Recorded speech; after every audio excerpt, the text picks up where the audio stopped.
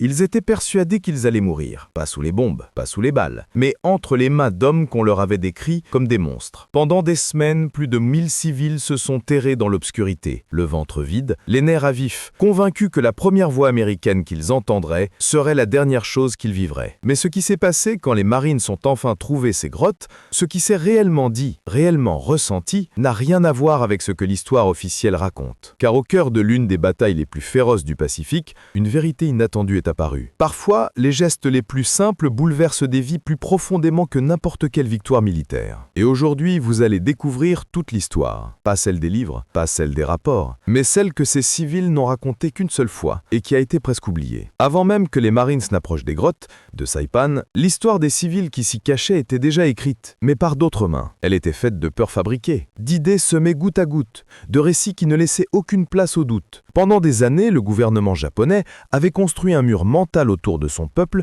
un mur plus solide que n'importe quelle fortification en béton. Une muraille invisible, faite de propagande, de patriotisme poussé à l'extrême, et surtout de mensonges soigneusement répétés. Dans les écoles, les enfants apprenaient des chants glorifiant la guerre, glorifiant l'Empire, glorifiant le sacrifice. On leur récitait l'idée que mourir pour l'empereur était la forme la plus pure de loyauté. Les instituteurs, souvent eux-mêmes convaincus, transmettaient ce message avec une gravité presque religieuse. Les élèves, eux, n'avaient aucune raison de douter. Comment auraient-ils pu? L'information venait de personnes qu'ils respectaient, de figures d'autorité, de voix qui, dans leur esprit, ne pouvaient pas se tromper. Puis, au fil des années, la propagande avait pris une nouvelle tournure. Elle ne parlait plus seulement de ce qu'il fallait aimer, mais surtout de ce qu'il fallait craindre. Les Américains devinrent alors le cœur d'un récit terrifiant. Dans les journaux, dans les affiches collées sur les murs, dans les discours officiels, ils étaient décrits comme des créatures brutales, sans âme, avides de sang. On racontait qu'ils ne faisaient pas de distinction entre soldats et civils,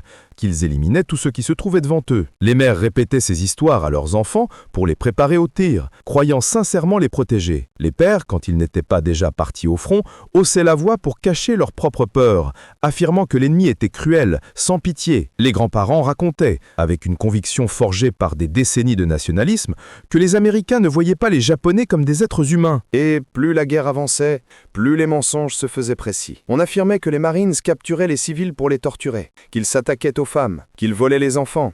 On disait même qu'ils se réjouissaient de la souffrance qu'ils provoquaient. Chaque foyer entendait ces rumeurs. Et chaque rumeur prenait la forme d'une vérité, simplement parce qu'elle se répétait de bouche en bouche. La propagande ne se limitait pas aux paroles, elle était visuelle, violente, calculée pour frapper l'imaginaire. Des affiches représentaient des soldats américains comme des ogres géants, aux yeux fous, brandissant des couteaux ensanglantés. On voyait des caricatures grotesques, où les Marines ressemblaient davantage à des monstres qu'à des hommes. Les civils n'avaient jamais rencontré un Américain. Ces images devinrent leur seule référence. Les autorités militaires japonaises utilisaient cette peur comme une arme silencieuse mais dévastatrice. Car une population terrifiée est une population obéissante. Quand l'armée demandait aux civils de se cacher dans les grottes ou de refuser la reddition, ces derniers Et plus la guerre avançait, plus les mensonges se faisaient précis. On affirmait que les Marines capturaient les civils pour les torturer, qu'ils s'attaquaient aux femmes, qu'ils volaient les enfants. On disait même qu'ils se réjouissaient de la souffrance qu'ils provoquaient. Chaque foyer entendait ces rumeurs, et chaque rumeur prenait la forme d'une vérité,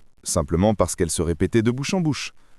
La propagande ne se limitait pas aux paroles. Elle était visuelle, violente, calculée pour frapper l'imaginaire. Des affiches représentaient des soldats américains comme des ogres géants, aux yeux fous, brandissant des couteaux ensanglantés. On voyait des caricatures grotesques, où les Marines ressemblaient davantage à des monstres qu'à des hommes. Les civils n'avaient jamais rencontré un Américain. Ces images devinrent leur seule référence.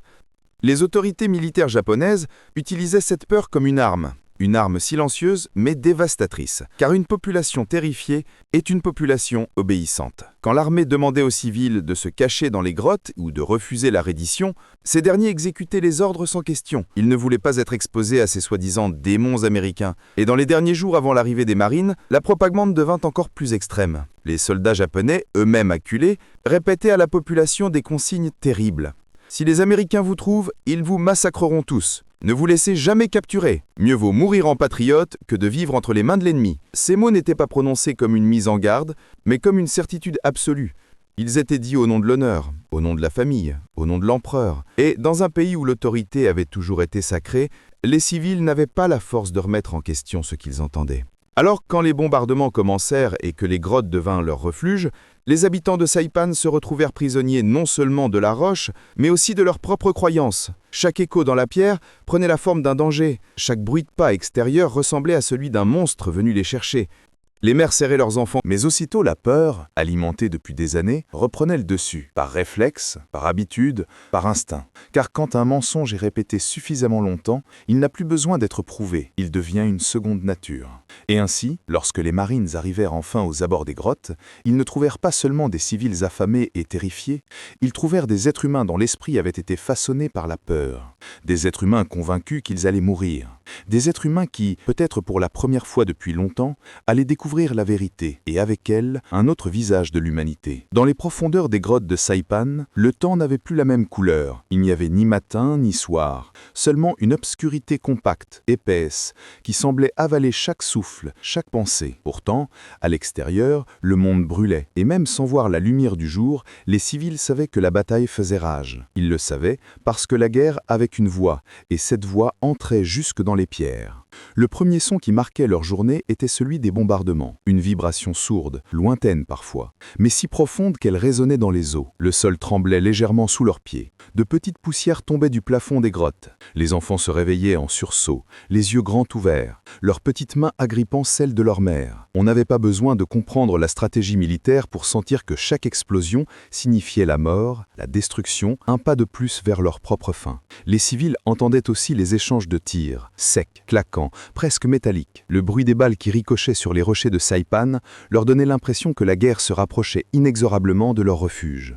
Les murs mêmes semblaient palpiter au rythme du combat. Certaines nuits, les tirs étaient si proches qu'on aurait dit que les marines se frayaient déjà un chemin vers l'entrée des grottes. Et puis il y avait les cris, ceux que personne n'oublierait jamais. Des cris de soldats blessés, des cris de rage, des cris de douleur. Parfois elles semblaient se mélanger au vent, donnant l'illusion que les âmes elles-mêmes traversaient l'île. Les civils se demandaient s'ils entendaient des voix japonaises ou américaines. Dans l'obscurité, cela n'avait aucune importance. La guerre ne parlait aucune langue, et pourtant, elle était comprise de tous. Mais le son le plus terrible, celui qui perçait le silence comme une lame glacie, c'était celui qui arrivait après les explosions, le calme. Cet silence étrange, presque sacré, où aucun tir ne se faisait entendre, aucun cri, aucun pas. Les civils savaient ce que cela signifiait. Un assaut s'était terminé, et des hommes étaient tombés. L'imagination faisait le reste. Le silence n'apportait pas de répit, il apportait des images, terribles, inventées, mais plus vivantes encore que la réalité. À ces bruits de guerre s'ajoutaient parfois des sons que les civils ne comprenaient pas, des voix américaines,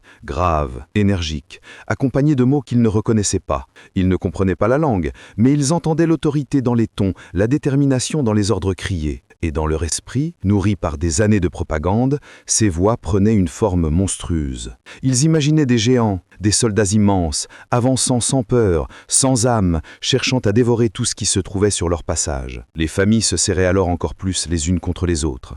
Les mères tentaient d'apaiser leurs enfants en leur couvrant les oreilles, en murmurant des chansons traditionnelles, même si leur voix tremblait. Les pères, eux, tentaient de garder une façade d'assurance, même s'ils savaient très bien que leur courage n'était qu'un masque de fortune. Et pendant ce temps, la faim gagnait du terrain. Dans ces grottes, la nourriture n'était pas seulement rare, elle était presque inexistante. Certains civils n'avaient que quelques poignées de riz sec, parfois des racines trouvées à l'entrée des cavernes. Beaucoup passaient des jours entiers sans manger. Le bruit des combats se mêlait au bruit de leurs estomacs creux, comme un rappel cruel que l'ennemi extérieur n'était pas le seul à menacer leur vie. L'eau posait un autre problème. Les grottes étaient humides, certes, mais l'humidité ne se buvait pas. Les civils recueillaient parfois quelques gouttes qui glissaient le long des parois, mais cela ne suffisait jamais. La gorge sèche, les lèvres gercées, certains enfants pleuraient seulement parce que leur corps réclamait ce qu'ils n'avaient plus. Leurs pleurs s'éteignaient rapidement, faute de force, laissant dans la pénombre une respiration lente, faible, inquiétante. À cela s'ajoutait la chaleur suffocante des journées, même dans les grottes. Parfois,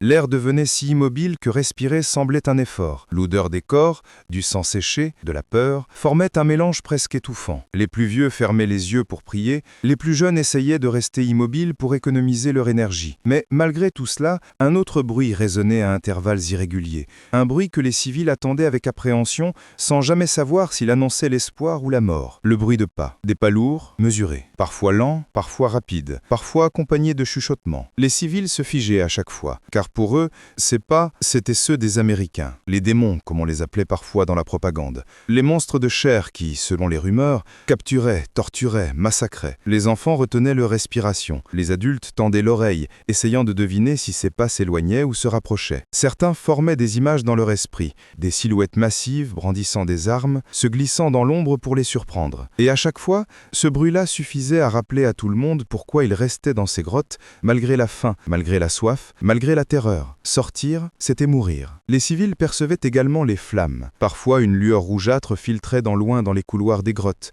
une lueur tremblotante qui n'aurait pas dû exister dans un lieu si sombre. Ils comprenaient alors que la végétation autour brûlait, que les palmiers se transformaient en torches, que l'île elle-même semblait crier sous le feu. Les grottes résonnaient alors comme si elles respiraient, comme si les murs étaient vivants, tremblants. Une rumeur courait parmi les civils: quand l'île brûle, c'est que la fin approche. Personne ne savait d'où venait cette phrase, mais elle revenait souvent. Une sorte de mantra morbide, une prophétie silencieuse. Certains la murmuraient, d'autres se contentaient de la laisser flotter dans leur esprit, prête à surgir dès que le bruit du feu devenait trop fort. Dans cette obscurité, où la peur devenait presque une personne à part entière, chaque son prenait la forme d'un présage. Un claquement, un souffle, un grondement, tout devenait signe. Signe d'espoir pour les uns, signe de mort pour les autres. Et lorsque les Marines approchèrent enfin des grottes, les civils l'entendirent avant même de pouvoir les voir. Ils entendirent des voix étrangères, des pas fermes, des murmures d'organisation. Mais rien, absolument rien, ne leur permettait d'imaginer que ces sons-là allaient annoncer non pas la fin de leur vie, mais le début d'une vérité nouvelle. Le silence des Marines était tout aussi pesant que celui des grottes. Après des semaines de combat,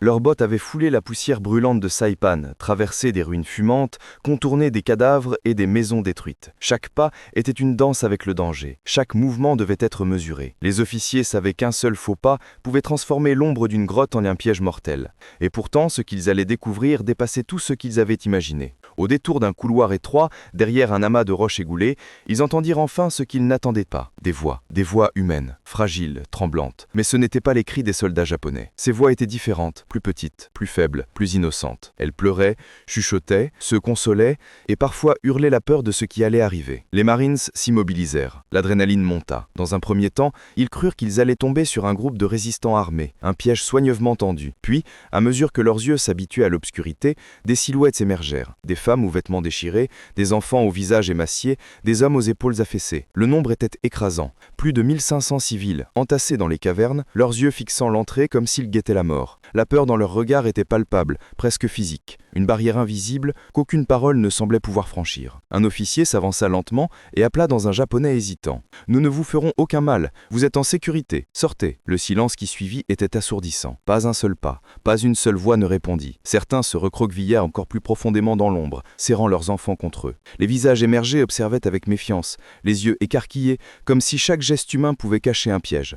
La tension était telle que les Marines, pourtant aguerris à la guerre, sentirent un frisson parcourir leur colonne vertébrale. Et puis, quelque chose de subtil se produisit. Un petit garçon de 4 ans tendit la main vers un sac de rations abandonné par inadvertance sur le sol. Sa mère l'attrapa brusquement, le reculant dans l'obscurité. Un souffle collectif s'échappa des cavernes, comme si toute la peur contenue jusque-là se matérialisait dans l'air. Les Marines restèrent immobiles, comprenant qu'ils étaient confrontés à une forme de guerre qu'aucune balle ou canon n'aurait pu imaginer. La guerre contre la peur elle-même. Il fallut l'arrivée d'un interprète pour commencer à briser ce mur invisible. Chaque mot prononcé, chaque phrase traduite, portait un poids immense. La guerre est terminée pour vous. Nous avons de la nourriture, de l'eau, des médecins. Personne ne vous fera de mal. Mais pour beaucoup, ces mots semblaient impossibles à croire. Comment ces hommes qui représentaient tout ce qu'on leur avait décrit comme monstrueux pouvaient maintenant offrir sécurité et nourriture? La contradiction entre leur expérience passée et cette réalité inattendue était écrasante. Puis, une voix tremblante se fit entendre. Une femme âgée, qui jusque-là avait gardé le silence, osa avancer légèrement.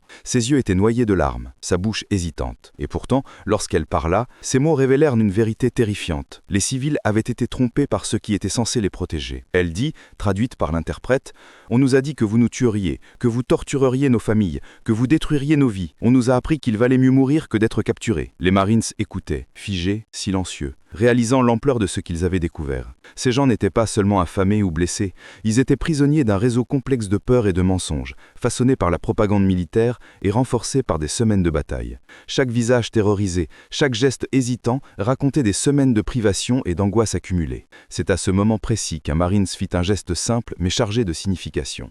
Il s'agenouilla et sortit un morceau de chocolat de sa ration. Lentement, il le tendit à un petit garçon dont le visage exprimait encore la méfiance absolue. Sa mère le retint brièvement, son regard oscillant entre l'incrédulité et la peur. Elle s'attendait qu'à un piège, à un geste cruel masqué par un sourire. Mais le Marine sourit simplement, sans hâte, sans exigence. Il attendit. Le garçon prit le chocolat, avec hésitation, puis croqua un petit morceau. Ses yeux s'élargirent, et pour un instant, quelque chose de fragile mais précieux se produisit. La peur laissa place à un infime éclat de curiosité et de confiance. Ce moment, si petit à première vue, devint le premier pont entre deux mondes, celui de la peur inculquée et celui de la vérité humaine. Les autres enfants, observant ce petit acte, commencèrent à se déplacer eux aussi, timidement. Les femmes les suivirent, soutenant leurs enfants, et certains hommes émergèrent enfin, lentement, comme si la lumière du jour n'était pas seulement physique, mais symbolique. La lumière de la réalité, loin des mensonges qu'on leur avait répétés. À mesure que les civils sortaient, les Marines se rendirent compte que la bataille la plus difficile venait de commencer. Ce n'était plus une bataille contre un ennemi armé, mais une bataille pour reconstruire la confiance, pour briser la peur qui avait été implantée depuis tant d'années. Chaque mot, chaque geste, chaque sourire devenait une arme contre les années de tromperie et d'angoisse. Et dans ce moment suspendu, dans l'air humide des grottes, une certitude s'imposa. Sauver ces civils ne serait pas seulement une question de force militaire, mais une question d'humanité. Les civils qui avaient émergé des grottes étaient encore enveloppés d'une peur viscérale. Chaque pas vers la lumière semblait peser des tonnes. Leur corps était affaibli, leurs membres tremblaient, et dans leurs yeux brillait la méfiance accumulée par des années de mensonges et de guerre. Même face aux Marines qui tendaient la main avec des gestes calmes et rassurants, ils hésitaient, paralysés par ce conflit intérieur. Le désir de survie contre la peur apprise depuis toujours. Pour les Marines, la situation était nouvelle et déroutante. Ils étaient habitués à la guerre, au combat, aux tactiques et aux stratégies. Mais jamais ils n'avaient été confrontés à une armée invisible, celle de la peur et de la propagande. Chaque civière, chaque ration de nourriture, chaque mot prononcé devait être pensé comme un geste stratégique, non pour vaincre un ennemi, mais pour reconstruire un lien fragile entre humains. La première rencontre avec les civils n'était pas seulement physique, elle était psychologique. Les Marines découvrirent rapidement que la peur ne se brise pas par les ordres ou les gestes brusques. Il fallait quelque chose de plus subtil, quelque chose qui parle directement à l'esprit et au cœur. Une femme, les yeux encore remplis de larmes, recula instinctivement lorsque l'un d'eux s'approcha. Son fils, blotti contre elle, tremblait de tout son corps. Chaque mouvement des Marines était observé avec une intensité presque douloureuse. Les civils attendaient une trahison invisible, un piège toujours prêt à se refermer. Alors, les Marines optèrent pour la douceur. Pas de gestes brusques, pas de paroles fortes, pas de commandements. Ils s'agenouillèrent à la hauteur des enfants, tendirent doucement des rations de nourriture, offrirent de l'eau et sourirent sans rien attendre en retour. Chaque sourire, chaque petit geste de bonté était une affirmation. « Nous ne sommes pas ce que l'on vous a dit ». Le premier miracle de confiance se produisit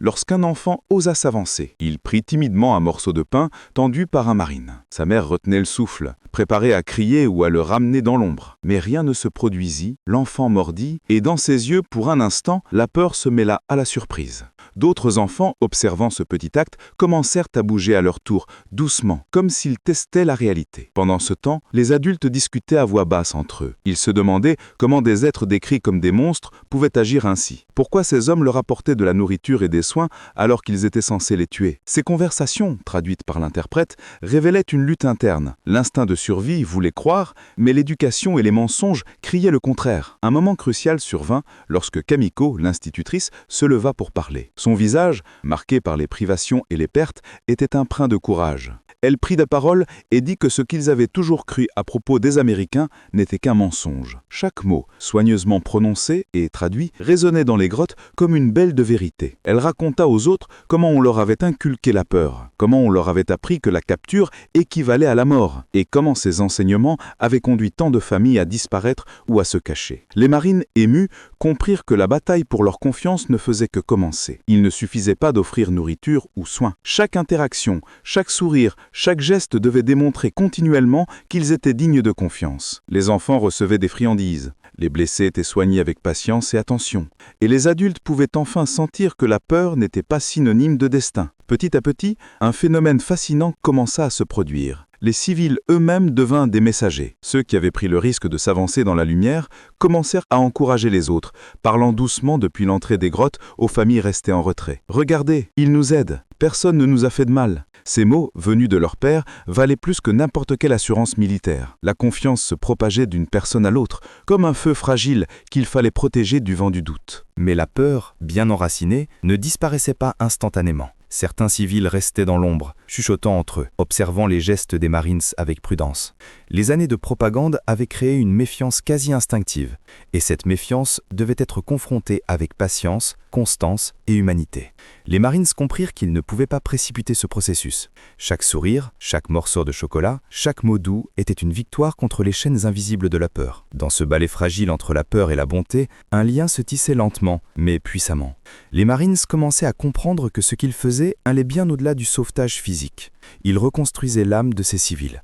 Ils leur offraient la possibilité de croire à nouveau en la nature humaine. Et à mesure que quelques familles s'avançaient, guidées par Kamiko et les autres voix courageuses, la grotte semblait respirer pour la première fois depuis des semaines.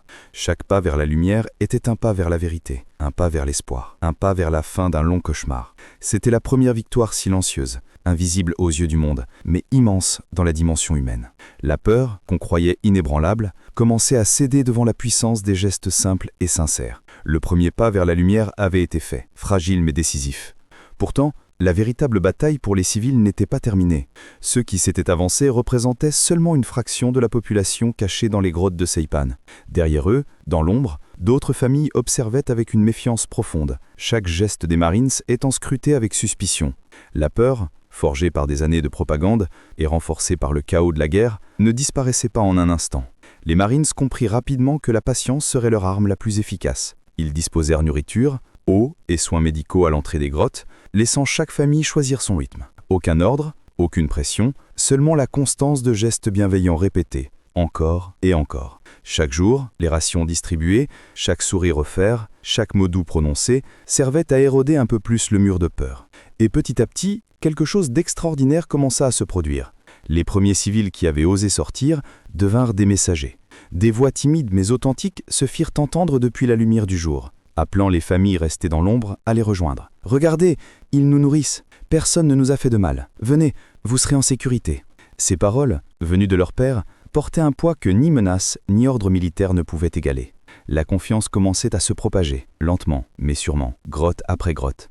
Les enfants, eux, furent souvent les premiers à franchir la barrière invisible de peur. Un petit garçon qui avait goûté un morceau de chocolat tendu par un marine en rapporta la nouvelle à sa sœur. « C'est vrai, ils ne nous font pas de mal, ils sont gentils. » Ces mots, simples et innocents, résonnèrent comme un pont entre deux mondes, celui de la peur inculquée et celui de la réalité.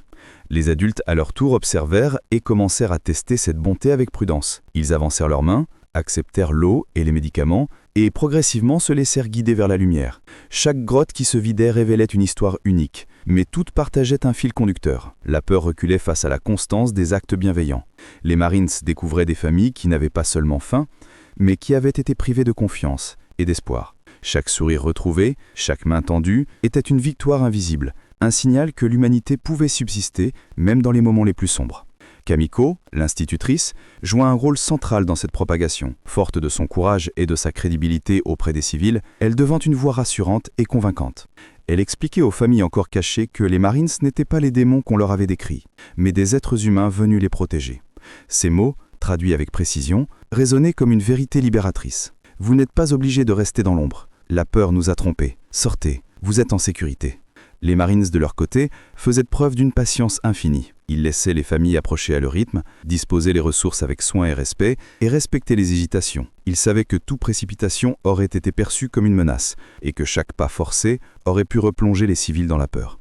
Leur constance, leur douceur et leur constance répétée transformaient petit à petit la perception des civils. Ces hommes en uniforme, autrefois des figures de terreur, devenaient des symboles de sécurité, et d'humanité. Les enfants jouaient désormais au bord des grottes, leur rire timide rompant le silence pesant. Les adultes, eux, commençaient à échanger avec les Marines et entre eux, discutant de ce qu'ils avaient cru, de ce qu'ils avaient entendu et de la vérité qu'ils découvraient maintenant. Les conversations révélaient un mélange complexe de soulagement, de colère et de honte. Soulagement d'avoir survécu, colère contre les mensonges qu'ils avaient crus, honte d'avoir cédé à la peur pendant si longtemps. Chaque nouvel arrivant racontait son expérience à ceux restés dans l'ombre, et ces récits devinrent des vecteurs de confiance plus puissants que n'importe quelle parole militaire. Ils nous ont nourris, ils nous ont soignés, ils ont pris soin de nos enfants. Les échos de ces voix franchissaient les couloirs des grottes, atteignant ceux qui hésitaient encore, et progressivement, la peur perdait son emprise. Dans cette dynamique, la peur ne disparaissait pas instantanément, mais elle se transformait. Elle devenait une conscience critique, un filtre qui permettait aux civils de distinguer les actes sincères de la tromperie. La confiance, fragile au départ, se consolidait par l'expérience répétée. Chaque acte de bonté venait renforcer un pont invisible entre deux mondes qui, jusque-là, s'étaient affrontés dans l'ombre. Enfin, au fil des jours, ce processus transforma complètement l'atmosphère des grottes et des alentours. Les familles qui étaient restées cachées pendant des semaines ou des mois commencèrent à émerger. Elles vinrent avec précaution, soutenant les enfants, portant les plus faibles. La propagation de la confiance n'était plus seulement un acte psychologique, elle devenait un mouvement collectif, un témoignage vivant que la bonté pouvait surmonter la peur et l'endoctrinement. Les Marines, témoins de ce phénomène, prenaient conscience de l'ampleur de ce qu'ils accomplissaient. Leur mission n'était pas seulement de sauver des vies physiques, mais de sauver des esprits et des âmes, de restaurer la capacité à croire en l'humanité malgré la guerre. Et pour les civils, chaque pas hors de l'ombre était une déclaration. Nous choisissons la vie, nous choisissons la vérité, nous choisissons la confiance. Lorsque les derniers civils sortirent des grottes, le soleil de Saipan les frappa de plein fouet. Pour beaucoup, c'était la première fois depuis des semaines, voire des mois, qu'ils voyaient la lumière directe du jour. L'air chaud et salé, le vent qui bliffait entre les palmiers, tout semblait à la fois terrifiant et miraculeux. Les Marines observaient ces premiers instants avec une intensité silencieuse. Chaque geste des civils révélait la profondeur de leur traumatisme et la fragilité de leur confiance naissante. Le camp de secours improvisé fut rapidement organisé à proximité des grottes. Tentes, points d'eau, postes médicaux et zones de distribution de nourriture furent disposés avec soin. Chaque détail comptait. Les Marines savaient que la perception d'un espace sûr pouvait transformer la peur persistante en sentiment de sécurité. Les civils, d'abord hésitants, commencèrent à s'approcher, regardant les installations, évaluant la sincérité de ces lieux. Certains s'assirent à l'ombre pour observer, tandis que d'autres, plus confiants, s'avancèrent pour recevoir les premières rations et les premiers soins. Les médecins militaires jouèrent un rôle crucial dans ce processus. Chaque blessure, chaque infection, chaque corps affaibli recevait une attention méticuleuse. Les enfants étaient soignés en priorité, car la fragilité des plus jeunes représentait le reflet le plus évident de la détresse accumulée. La patience des médecins, leur douceur et leur compétence devinrent des preuves tangibles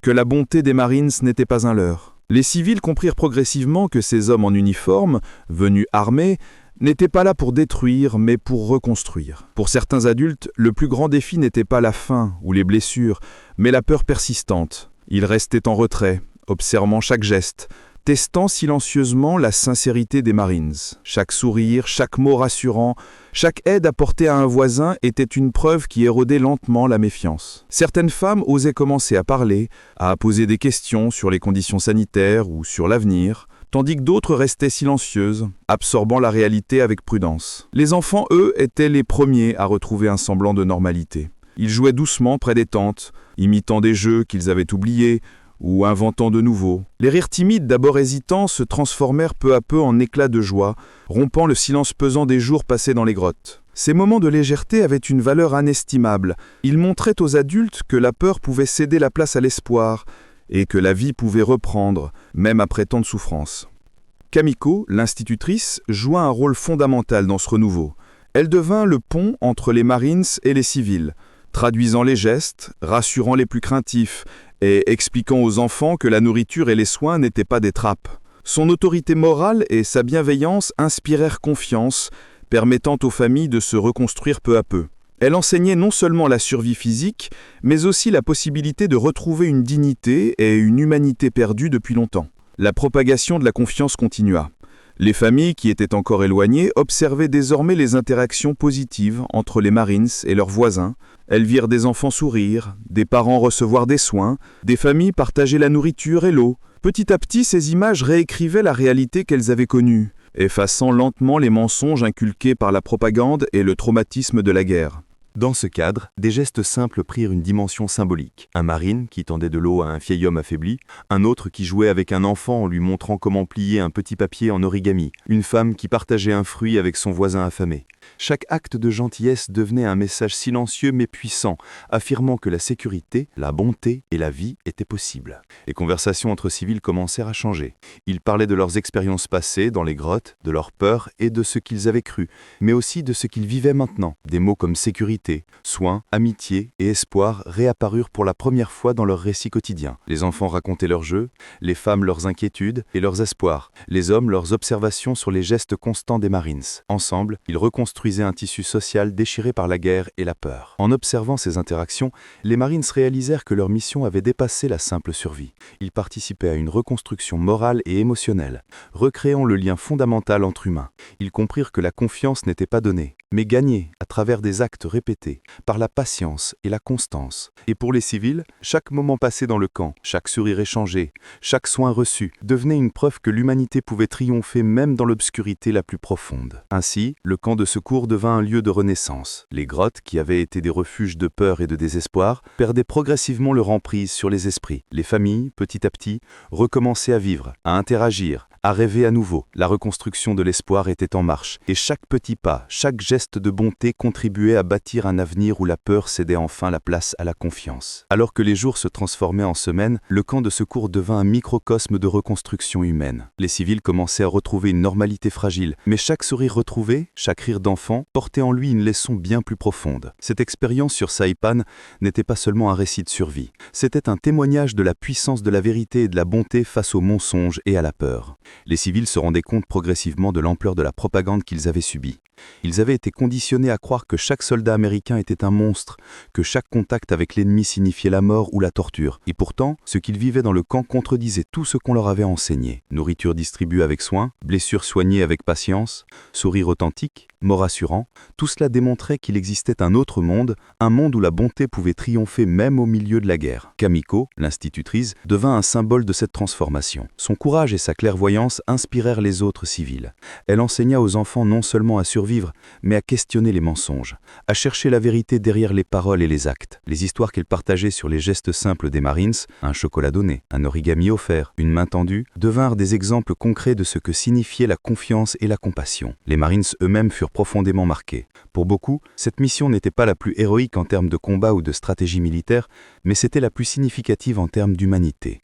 Ils avaient appris que la guerre ne se gagnait pas seulement avec des armes, mais aussi avec des gestes de bonté qui pouvaient transformer la peur en confiance et la méfiance en respect. Le simple fait de tendre la main pouvait sauver bien plus qu'une vie. Il pouvait sauver un esprit, restaurer l'espoir et reconstruire des communautés. Le camp devint un lieu de trévité et de bonté dans chaque interaction. Les civils partageaient leurs expériences, confrontaient les mensonges qu'ils avaient crus et discutaient des nouvelles réalités qu'ils découvraient. Les enfants racontaient comment ils avaient appris à jouer et à sourire à nouveau.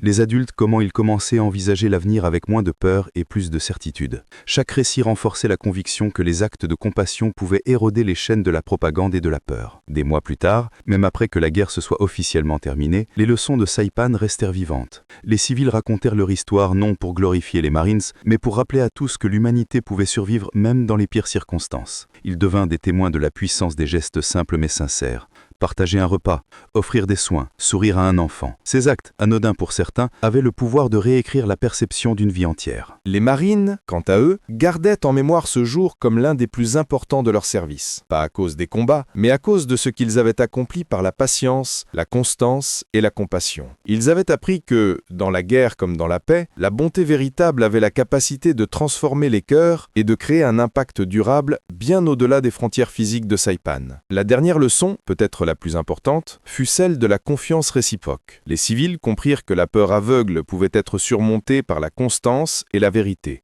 Les Marines comprirent que la véritable force ne résidait pas uniquement dans l'uniforme ou les armes, mais dans la capacité à reconnaître l'humanité de l'autre et à agir avec bienveillance. Ensemble, ils construirent un lien indélébile qui démontrait que, même au cœur de la guerre, la vérité et la bonté pouvaient triompher. Ce récit de Saipan est un témoignage intemporel. Il nous rappelle que dans les moments les plus sombres, un simple acte de compassion peut briser des chaînes invisibles, restaurer la foi en l'humanité et créer un impact durable. Plus de 1500 vies furent sauvées, non seulement par la protection physique, mais par la puissance de la bonté et de la vérité. Et cette leçon résonne encore aujourd'hui. Parfois, la véritable victoire ne réside pas dans la guerre elle-même, mais dans la manière dont nous choisissons d'honorer la vie et la dignité de chaque être humain. Au cœur de Saipan, dans l'ombre des grottes où plus de 1500 civils avaient été piégés par la peur et les mensonges, une vérité universelle s'est imposée. Même dans les moments les plus sombres, la bonté peut triompher. Ce que les Marines ont accompli n'était pas seulement un sauvetage physique, c'était un acte de courage moral, un pont jeté entre la peur et la confiance, un exemple éclatant de ce que l'humanité peut réaliser quand elle choisit la compassion plutôt que la suspicion. Les civils ont découvert que les monstres qu'on leur avait décrits n'existaient pas. Au lieu de violence, ils ont trouvé de la nourriture et des soins. Au lieu de peur, ils ont trouvé l'empathie. Chaque chocolat partagé avec un enfant, chaque origami offert, chaque main tendue était une preuve que la bonté a le pouvoir de briser les chaînes invisibles de la propagande et de restaurer la dignité humaine. Les leçons de Saipan vont bien au-delà de ce moment précis. Elles nous rappellent que la peur peut être enseignée, mais qu'elle peut aussi être déconstruite par des actes de vérité et de bonté. Elles nous enseignent que la confiance, fragile au début, peut se propager et transformer des vies entières, grotte après grotte, cœur après cœur.